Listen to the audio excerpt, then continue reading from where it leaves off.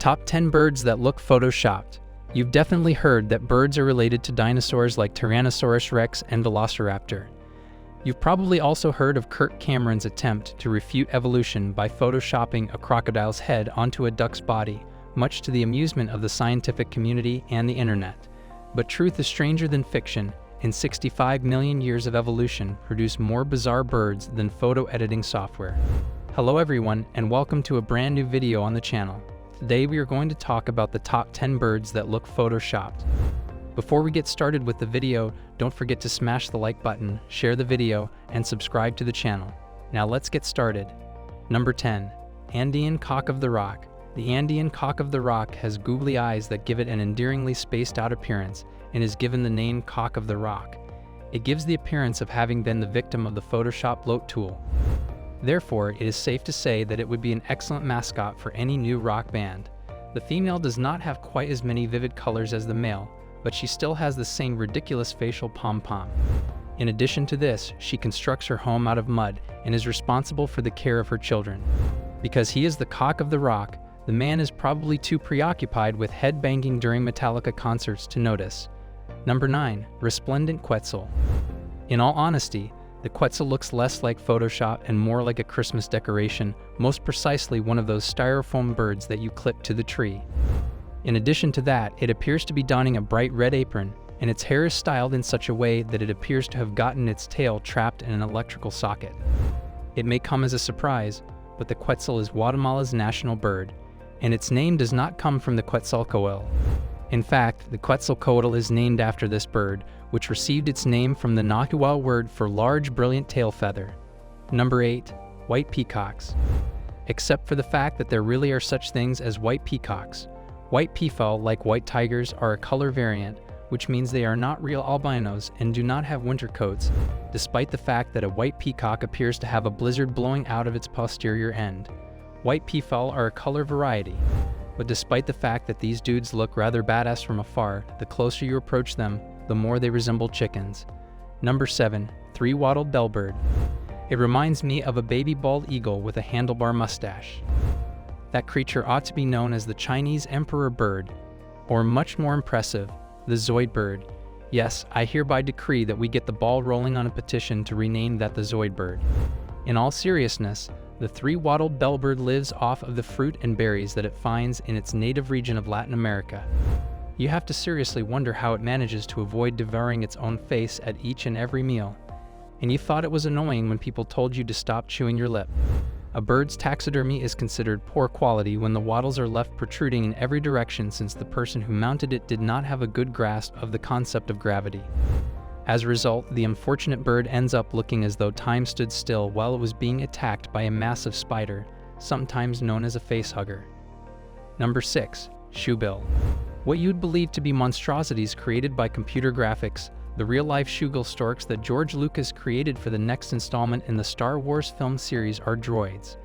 And you guessed it, those are storks. Imagine being informed as a youngster that one of those brought you into the world, yet it is still preferable to being delivered by the Marabou stork. If you think the shoebill looks like a goofball when it's just standing there, you haven't seen anything until it starts moving. The shoebill hunts fish in shallow waters, and once it has selected its prey, it charges headfirst at it with its entire body. Number 5. Standard-winged nightjar. Those who are either perplexed or think that the standard-winged nightjar was given its name in a humorous manner should know that the word standard in this context does not indicate normal. Standards is the name for those enormous wing flags. These so-called flags are actually just enlarged feathers that have lost most of their barbs and only occur on the males of the species during the mating season. To put it another way, it's almost as if every year a parade flag grew out of your palm and you had to wave it around in an attempt to get the attention of the ladies. Number 4. Ribbon-tailed Astrapia. The ribbon-tailed Astrapia has the longest tail feathers compared to its body of any bird, giving the impression that it was your younger sister's laziest attempt at designing a Pokemon and bringing it to life. It's a mystery to me how that bird can even fly with all of that trash dangling out of its trunk like that, man. Number 3. Luzon Bleeding Heart. Even when the bird is standing, walking, and presumably begging for breadcrumbs right in front of you, it's hard to believe it isn't actually injured. Just ask zoo officials who keep getting reports from visitors about the birds. The Luzon Bleeding Heart is a pigeon that is native to the island of Luzon in the Philippines. Either that bird was born with a particularly unlucky coloration in its feathers, or each and every member of that species has had some sort of run-in with mola ram. Number 2. Long-Wattled Umbrellabird.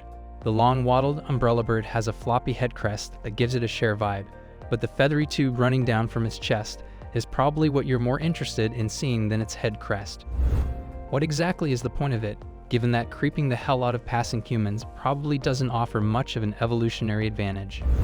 When it is finally time for the male to find himself a suitable partner, he will enlarge both his tube and his head crest while producing loud, booming noises.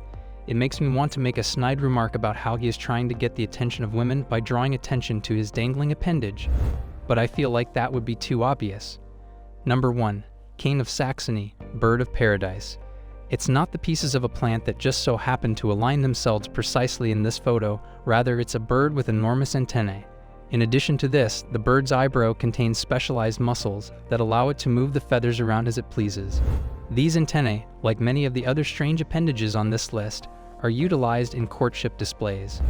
This begs the question of what crazy bird fetishes led to the evolution of things like wing flags and neck tubes in the first place. Or perhaps the cane of Saxony birds are actually extraterrestrial aliens that need those antennae to communicate the results of their research to their masters.